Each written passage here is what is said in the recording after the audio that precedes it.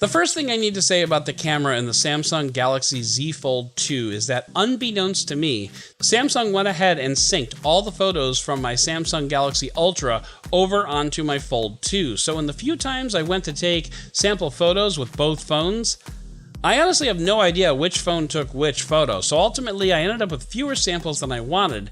I'm not happy about that, but what are you going to do? Well, I'll tell you what we're going to do. We're going to take some pics, bro, and pics we took. But before we get into that, let's talk about the hardware a little bit. The Galaxy Z Fold 2 has a triple camera setup on the back. All three cameras are 12 megapixel shooters, and the only difference between them are the aperture and the focal length, so, you know, everything else. Starting off in broad daylight, I'm sure it'll come as no surprise to learn that the cameras are great in broad daylight. Wow, I know, shocking. Color accuracy is great when switching between lenses, though I did notice the wide angle tends to be a shade darker than the others, probably due to the slightly smaller aperture.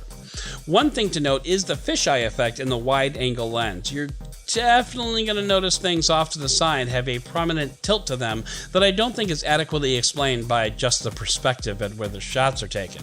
In the shots from the main camera, buildings look less Leaning Tower of Pisa, so keep that in mind if you're shooting cityscapes. Another thing to note is that the 2x optical lens tends to wash out darker colors and has a slightly softer focus when your subject is in the foreground. I mean, a lot of this is nitpicky BS, but $2,000, you're allowed to pick nits. For macro shots, you are treated to super sharp focus with a nice bokeh in the background. This doesn't seem to be the work of software processing. This is just how good these camera sensors have gotten, and it's really remarkable. What is not remarkable is how the cameras perform at night. Highlights are blown out everywhere, focus is a little soft, and you lose a lot of details in the extremes, the really dark and the really bright areas. The only camera worth using at night is the main sensor. The ultrawide suffers from focus issues, and the telephoto is just no. I took one shot with the telephoto into a fish tank, and the fish looks like a Minecraft character. It's not pretty. The main sensor holds up the camera at night though, for sure, even though it overexposes in trying to turn night into day. Samsung, it's okay to have dark colors at night. We knew that going in because, you know, it was nighttime. The main sensor doesn't hit a home run every time for sure, but you're going to get the most consistent results from it. With the ultra-wide or telephoto sensor, you honestly may as well not take the photo. And I mean, hey, I get it. Night and low light shots are hard. That's why phone makers have been obsessing about them for 4 years now. And to be honest, no one's really gotten it right. So I don't want to seem overly critical, except, well, that's my job and that's what you all pay me to do. So yeah, I'm going to be overly critical. And by the way, $2,000 phone, people. Sliding around to the selfie cameras, remember there are two of them, one on the inside and one on the outside. The one on the inside is better than the one on the cover screen, and both of them are pretty terrible at night.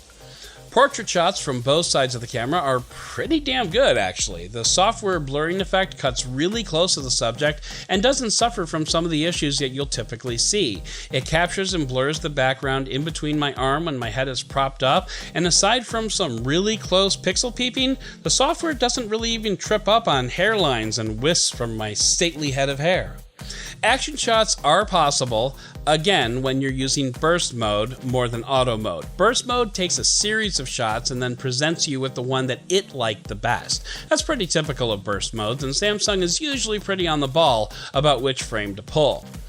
As for video, during the day, the video camera is okay. Stabilization isn't great when you're walking and shooting, but pans can be smooth. Just like the Samsung Galaxy S21 Ultra, when you shoot selfie videos while walking, the footage looks like you had your camera on a frickin' track. It is super smooth. As for video at night, just don't. Every camera is hot garbage on this phone shooting video at night. It's grainy and just, well, you know what? It's shitty. Sorry about the language, but I did not shoot a single second of usable footage at night anywhere from any camera. It's just a mess, and that was incredibly disappointing if I'm totally honest. Finally, we get to super slow-mo, which is my favorite video mode ever, and I'm happy to report that Samsung still has it here. Footage is amazingly sharp and clear and slow, and it's just a joy to watch. So, That's going to do it for the cameras on this phone. They're really just okay, which is fine. Low light is definitely a problem here, but with everything else going on with this phone, you know, like the fact that it has 2 screens and it frickin' folds in half, well, I'm not too surprised that Samsung didn't do well in the camera department. But again, to command a $2,000 price tag, your phone has to be incredible at everything. And when it comes to the camera, this phone just isn't.